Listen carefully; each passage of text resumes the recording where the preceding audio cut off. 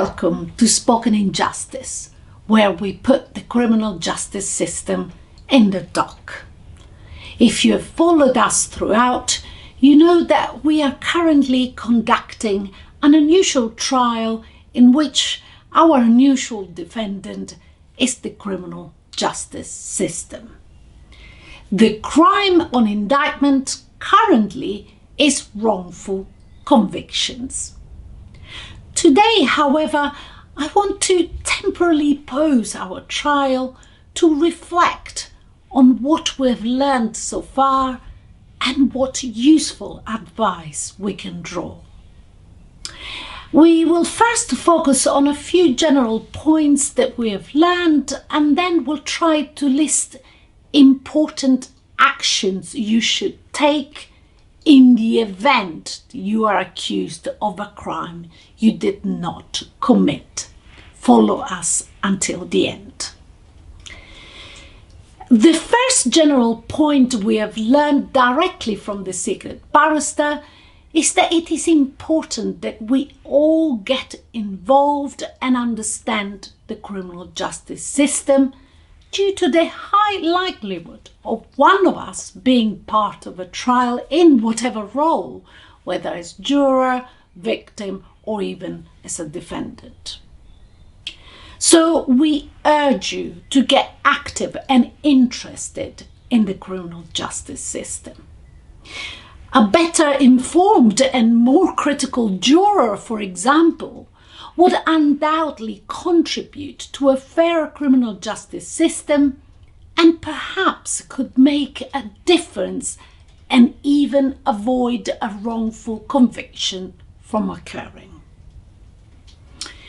The second general point we have learned are the causes of wrongful convictions, which are unreliable forensic science, unreliable eyewitnesses, unreliable expert witnesses, false confessions, jury's cognitive bias and prejudice, influence of media reports, ineffective assistance of counsel, official misconduct, whether by police, prosecutors, or judges. This, for example, includes police and prosecution's confirmatory bias, or non-disclosure of exculpatory evidence, or a poor summing up or non-intervention by judges. We'll aim at bringing an example case for each of these categories in the upcoming videos. This, however, requires time and dedication. We need your help and support. Please like and subscribe to allow us growing this channel so that we can keep you updated on complex matters that relate to our criminal justice system.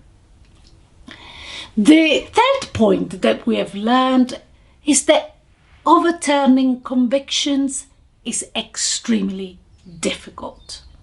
We have seen the Court of Appeal's approach to juries' verdicts and the supremacy of juries still believed to be at the heart of the Court of Appeal's approach. We have also referred to the timid approach shown by the CCRC in its referral to the Court of Appeal.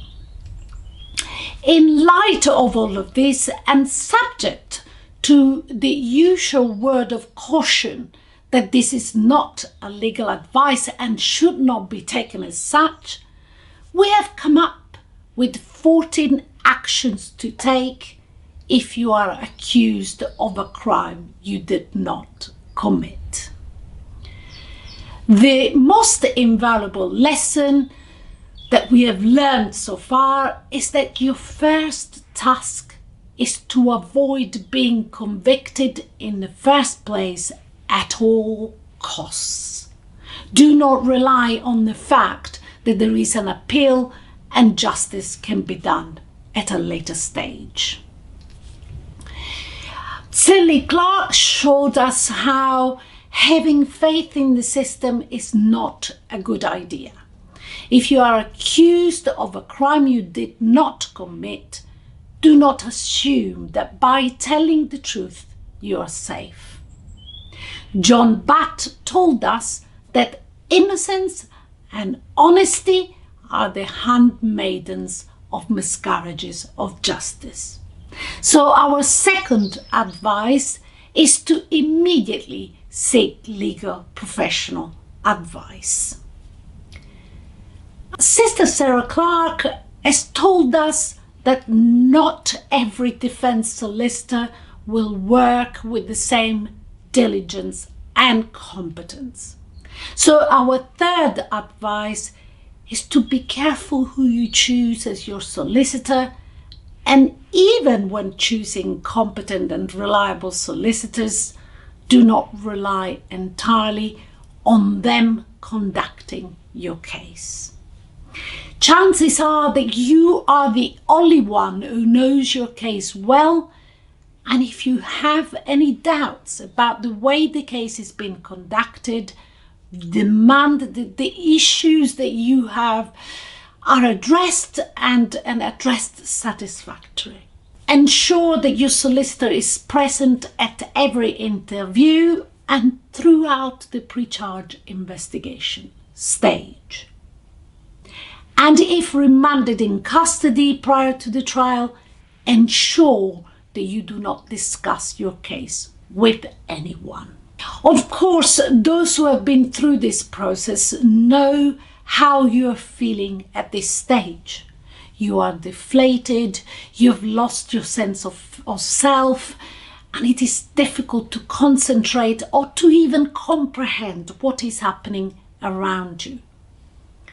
There's most likely going to be a sense of shame, even though you have not committed the crime, solely because there is an investigation pending against you, and your first instinct may be to keep this all to yourself. This is understandable, but it is not wise. We have seen that appealing your case is not an easy task, so we cannot stress enough that the pre-conviction stage is your main and the best chance to do whatever you can to avoid the conviction in the first place. It is a must that you surround yourself of all the support necessary.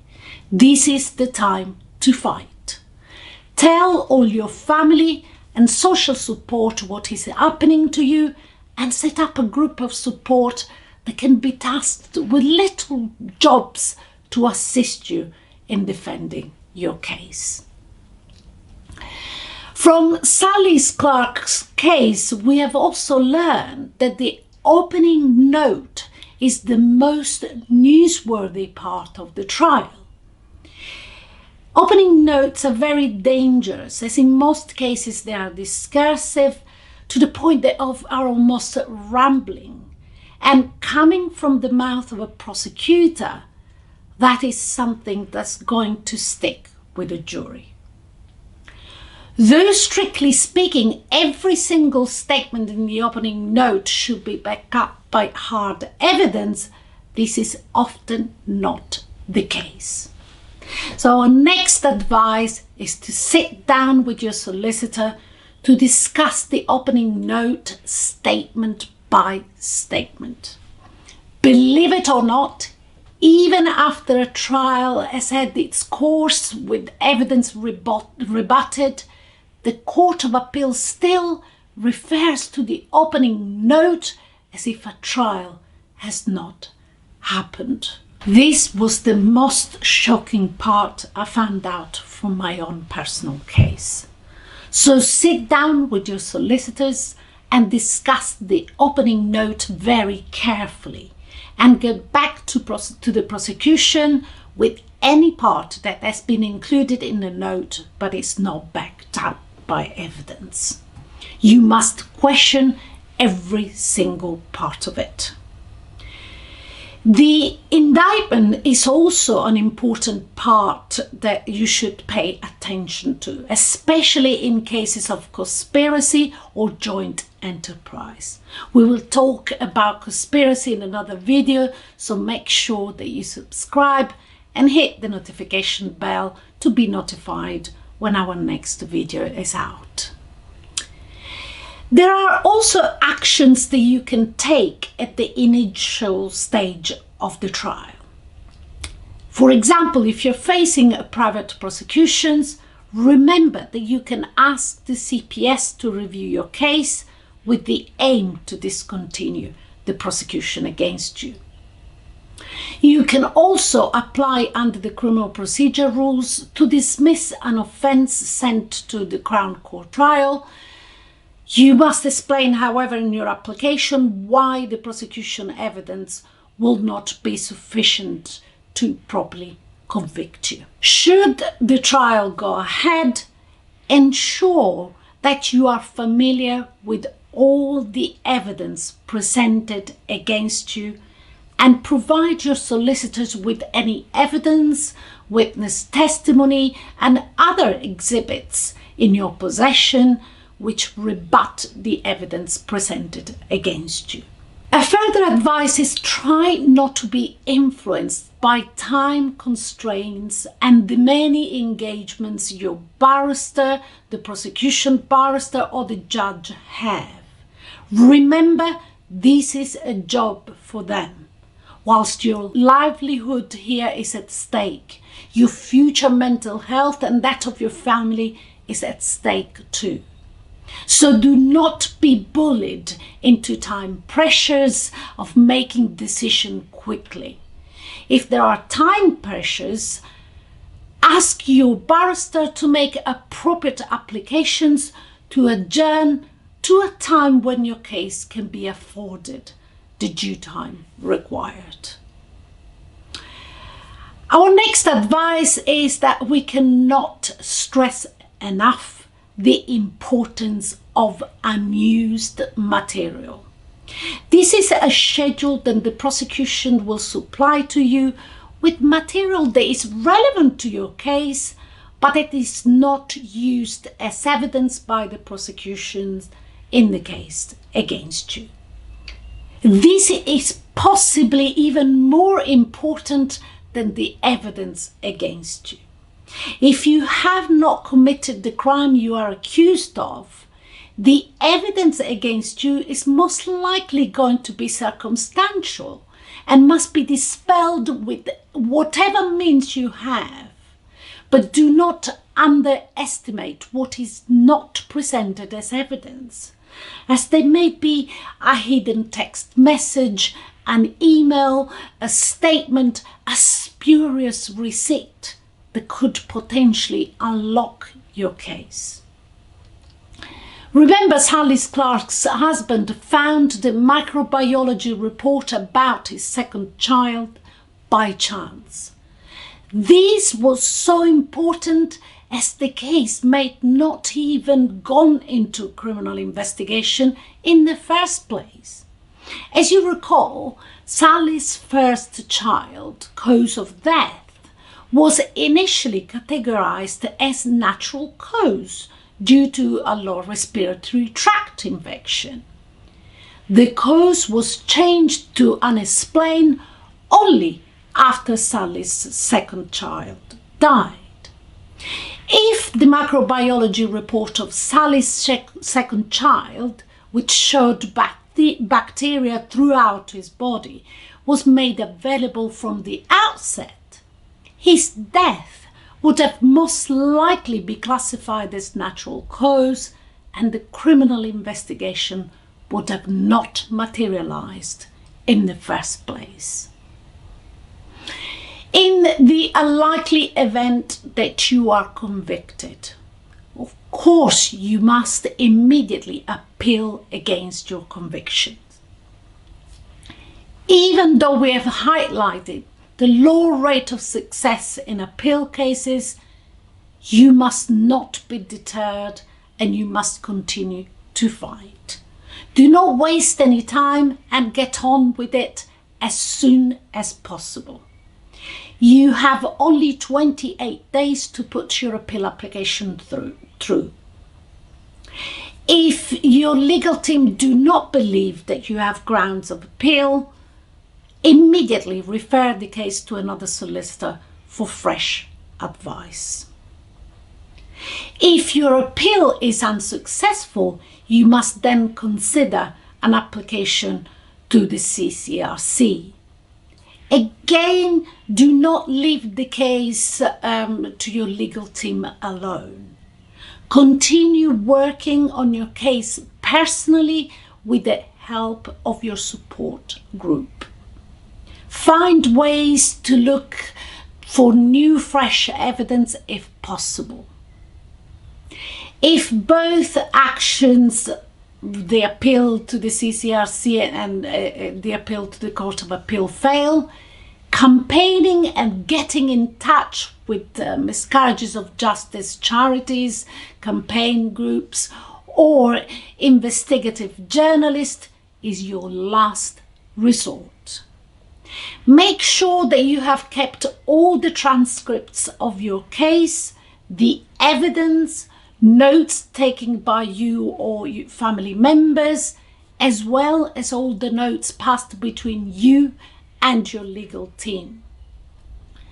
Try to organize all in a chronological order and review all the papers personally, or task someone you trust to do so.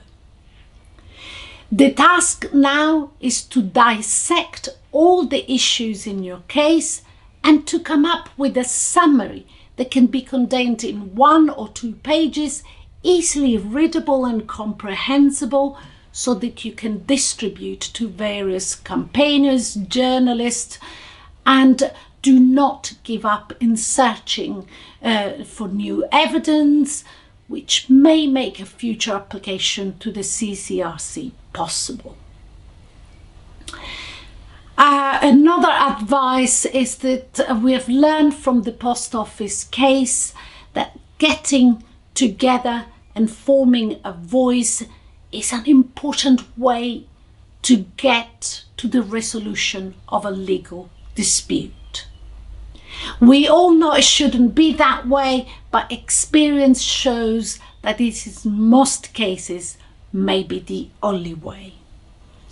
Many miscarriages of justice agents and or journalists will work with you only after others have done the legwork. So ensure you task friends and family to assist you to put the facts of your case and what went wrong into a succinct set of statements that can be understood by everyone. Do not point fingers at anyone in particular at this stage. The failure of the system can be addressed once your case has been overturned. At this stage, your only concern is to concentrate on any point that corroborates your innocence and possible new evidence.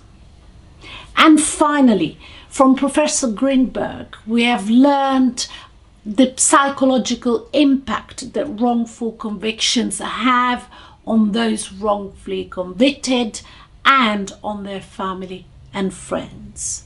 Some extremes, such as change of identity, isolation, and loss of trust.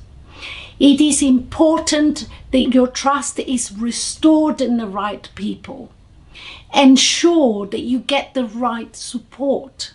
So our last but not least advice is to join our networking hub at spokeninjustice.net so that we can assist you in getting the issues in your case known. You and your family can also rely on our community for solidarity and to keep you and them sane. I hope you have found this helpful. Please like and subscribe. There are more actions that we will be able to take if our community and our channel grow. Please also let us know in the comments below any suggestions for content you would like us to cover on this channel. We look forward to usher you as we sit and rise in this unique trial.